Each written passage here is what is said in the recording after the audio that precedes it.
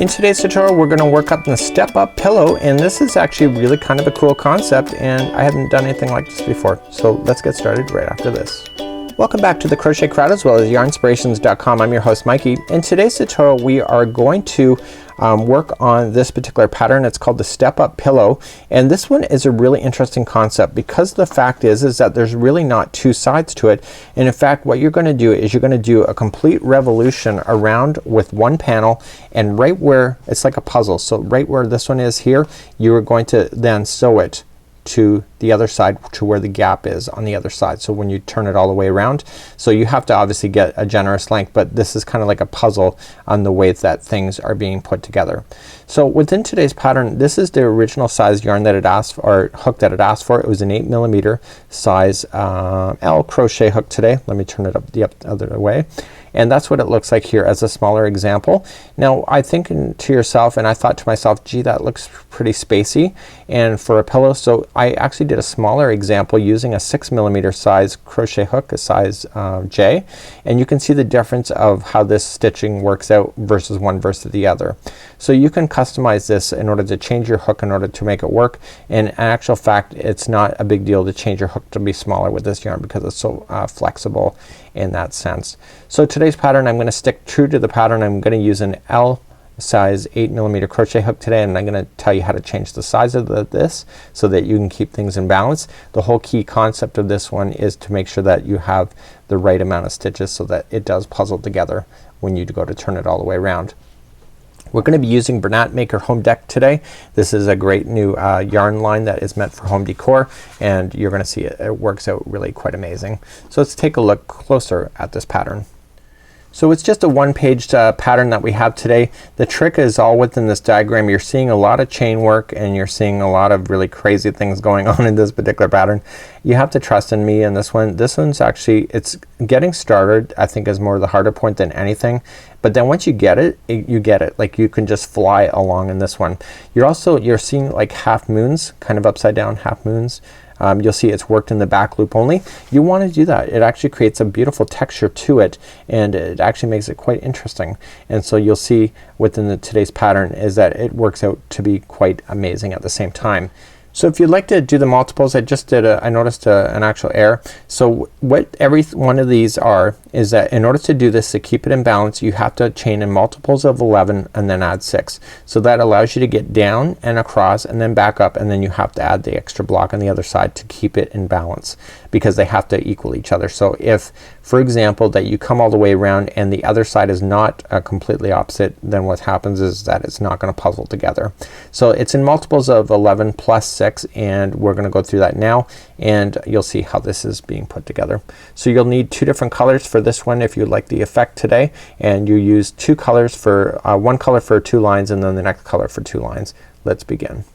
So let's begin and do a slip knot, and you can chain 94 if you would like to match exactly the pattern. You're using an 8mm size L crochet hook today, or you can do a multiples of 11 plus 6. So remember, keep them in 11, so you go all the way to 11, decide if it's big enough, yes or no. If not, do another 11 and keep doing that, and at the very end of your chain add 6. So that's what I'm going to do. So I'm going to do a couple groups of 11. So I'm going to go 1 2 3 4 5 6 7 8 9 10 and 11.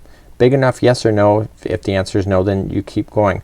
Remember that this, when you do the chain, is going to be like this. So it's going to come down, it's going to come across and then down and then partially back up. So it's not the width that you're seeing out here, it's going to be compressed. So let's do another set of 11. So 1 2 3 4 5 6 7 8 9 10 and 11. So then you got your 11, and then you're going to add 6 when you're satisfied with it. So 1 2 3 4 5 and 6, and let's begin row number 1. For dimensional shape, just so you know that when I chained 11, it's about 2 inches span from one side to another whenever you do a chaining of 11. So that will give you an indication of when you're doing with this pattern using an using an L crochet hook or a size 8mm. It's about 2 inches for every 11 chains. Let's begin. When I left you before, I said let's do row number 1. This is not row number 1. This is the foundation row. So this is gonna get us started because there is technically a row number 1. So what I want you to do is that I want you to go 4 chain from the hook, and I want you to double crochet. So counting back, so 1, 2, 3, and 4. Turn it over, and I want you to double crochet into that stitch, and I want you to double crochet into the next stitch. Just like that. So now we have to get back down to the chain, so we have to do a chaining of 3 to come back down. So 1, 2, 3, and we slip stitch into the next chain available to you. So it's like a block kind of concept. And now what we have to do is that this is the block that's in the up. So if you look at it at this other example, so we're up here, and now the next block has to be down here. So we're up here, we're going down. So in order to do that, we have to skip a total of 3 stitches, so that we skip the next 3 chains. So 1, 2, and 3. Go to the 4th, and I get the back hump on it just to make it easier, and I'm gonna double crochet into the 4th chain. I'm gonna do that one plus the next one, so that there's 2 down there. So here's the thing. Now we have to get back up to where this other block is. So in order to do that, we would take the chain and we slip stitch to the 4th chain over. So 1, 2, 3, 4. So just take that one and just put it onto the hook and slip it. So you see how it kind of takes it from the base and then brings it back up. So now we're gonna do another block in the up formation. So we're gonna chain 3. So 1, 2, 3, and we're just on the next chain available to you. We are going to double crochet.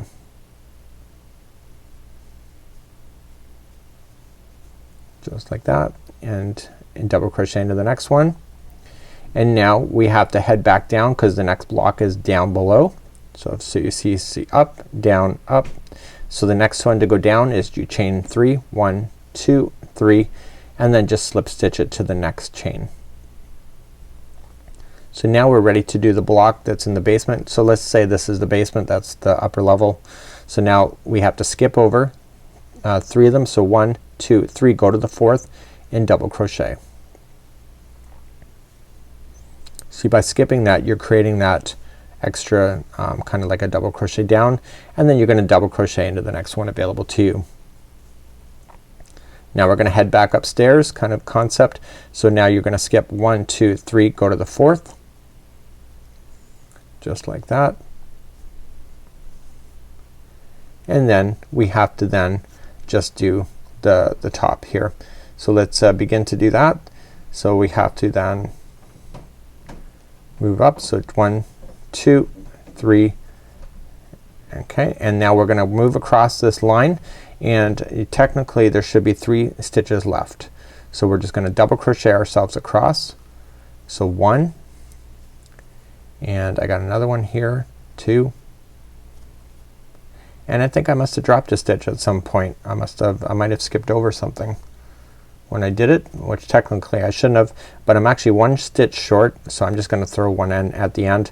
So I might have just accidentally just skipped over an extra stitch as I was coming across. So basically they have to be up and down, so these have to match each other. So if the last one was up, this one should be up, and etc. We're gonna keep on the same yarn, and let's move on to row number 1. So we're here now in row number 1, and we're gonna chain up 3, and we're gonna double crochet in the back loop only. Okay, so row number, every other row now is just back loops. That's why there's a half moon. And then we're gonna chain 3 to slip stitch. You will notice that, okay, so this is the upstairs, this is the basement. So you'll notice that here there's only 2 double crochets in the back loop, and before we then slip stitch and come back upstairs. So it's only in the upstairs level that you're ever gonna see 4 directly across from each other, and then in the basement there will only be 2 when we go to do this from now on. When you change colors, this will be a lot more obvious. So when I look at my little sample here, you'll see that in the upstairs we had 4, in the basement we only had 2, and that just makes it a little bit simpler to be able to look at. Okay, so let's move along to row number 1. So we're now starting in the upstairs, and then we're gonna go downstairs and up and down and keep doing that all the way across. So to start the upstairs we have to chain up 3, 1, 2, and 3, and we double crochet in the back loop only now for the rest of this project, except for if you have to slip stitch. So you're just gonna back loop only, double crochet into the next, and back loop only in the next double crochet. This is what creates the texture, and then you've got to come back down to the basement, so you got to take the stairs. So chain 3 and then back down, and you want to just slip stitch it to the top of that chain. And you will notice then we have to place the 2 in the basement. There's only 2 stitches available to you, and so you're just gonna double crochet in the back loop in the basement. And that fills that in. And you're gonna notice that when I finish this, this is the same row height as the next upper level. Okay, you're gonna slip stitch, but we have to keep going higher now as we keep going, so we have to chain up 3. 1, 2, 3. Back loop only, and I want to do the next 2 double crochets. So everything is now back loop only when it's right physically into a stitch. And now I need to head back downstairs, so I'm gonna chain up 3. 1, 2, 3, slip stitch to this chain,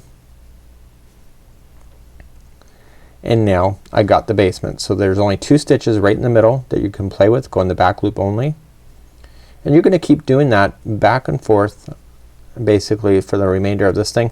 The only difference is now at this point is that you have to change your colors in order to make it give it the same effect that you see in the model's photo.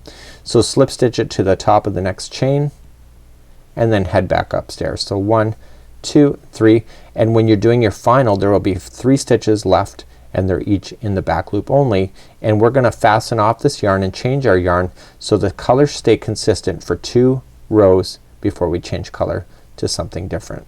And I will do that, and I'll show you how to do that. So this is what it looks like here. So whatever's in the top always stays in the top, so that it never changes. So we're just kind of top and then going back to the basement to catch that back up, and etc. And you'll notice that these stitches will start to relax as you're working them way through as well. So let's just trim our work. Okay, and I want to just position these in a way that I just pulled it through, and I'm gonna hide it in some stitch work that when I come back over this again, that I can trap that physically underneath so that you'll never see that. So let's just turn our work and go for the next row. So grabbing my next color, I'm going to create a slip stitch, or slip knot, sorry, put it onto my hook, and I'm gonna come into the top of the first double crochet here, and I'm going to just leave the straggler down on top, and I'm going to join it with the slip stitch. And now I'm in the upstairs, and I want to continue to be there, so I want to chain up 3. 1, 2, 3, and then just pinching this straggler down, going into the back loop only now is that you just want to go in the back loops and just double crochet. You do that one plus the next one. So in the ends there's always 3 double crochets in a row, whether you're finishing or starting. Now we're gonna head back downstairs to catch that back up, so we're gonna go chain 3 and slip stitch it to the chain, and notice that I'm gonna put that straggler down, both the yellow and the blue in, so that it catches underneath as I do that, and then I can safely cut that out in just a moment. So I'm gonna put those out in behind so it's out of my way. So now I'm gonna do the basement. So there's only 2 stitches in the basement that I gotta worry about. Back loop only again, and I'm going to just fill those in with the double crochet, and you'll see now the basement's now caught up to the next level here. So just slip stitch it directly to the next chain, and then go back upstairs. So you want to chain 3. So 1, 2, 3, and then the next 2 are double crochets, back loop only,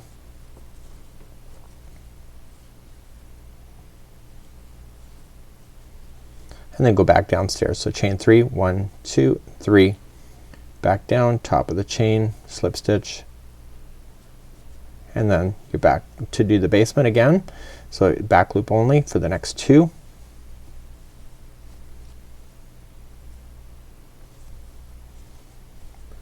Okay, slip stitch it to the next chain that's kind of equal level, and then head back upstairs. So 1, 2, 3, and then there will be 3 double crochets left, and by the time you get all the way across, so you just keep going back and forth, up and down the stairs as you work your way across. It's the only way I can describe this particular project. And once you get all the way to the end, you just turn your work and begin again with the same color. So you can see that you got the upstairs and the downstairs, and you can see that you got lots of texture going on at the same time. Let's turn our work and try this row one more time. let's turn our work and let's begin this row. So this is in the upper level, this is basement, upper, basement, and etc. all the way across. So we're gonna keep ourselves in the upper level, so chain up 3, and we're gonna double crochet in the back loop only for the next 2 of them, because that chain 3 counts as one of the double crochet, and then go back downstairs. So chain 3, 1, 2, 3, slip stitch to the chain, and now we're heading into the basement. So there'll only be 2 stitches in the basement. Just look for the same colors, it's easier, and just back loop only for 2 double crochets. And once you get your 2 in there, you'll notice that you're at the same height as the next upper level. So you're just gonna slip stitch it to the chain, and then you're gonna head back upstairs. So 1, 2, 3, double crochet back loop only the next 2. Now that you have your 2 in there, you're gonna go back downstairs. So 1, 2, 3, slip stitch it to the chain,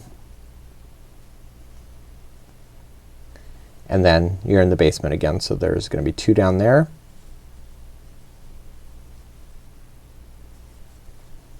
Okay, slip stitch it to the chain, and then head back upstairs. So if you can understand going upstairs, downstairs with this one, you got it made. So 1, 2, 3, going back upstairs, the final 3 back loop only for double crochets. So you're gonna notice that you're gonna have some really beautiful texture work because you are working the back loop only. It's really not a problem with this particular one. So you're just gonna continue to do this for your whole duration of your blanket, or sorry, your pillow, and you can trim out your yarns as you've got them hidden in.